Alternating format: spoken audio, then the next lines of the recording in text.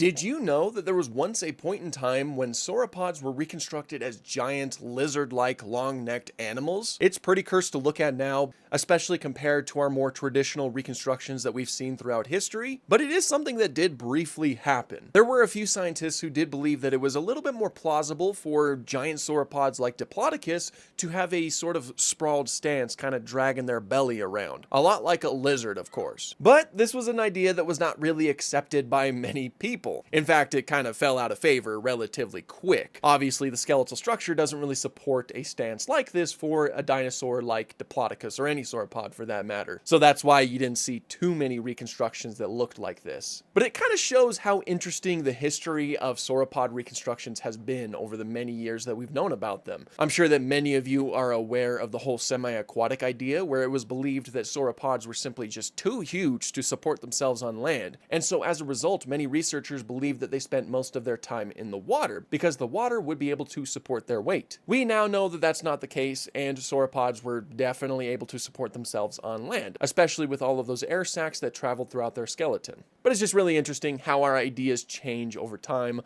with different perspectives and different pieces of data.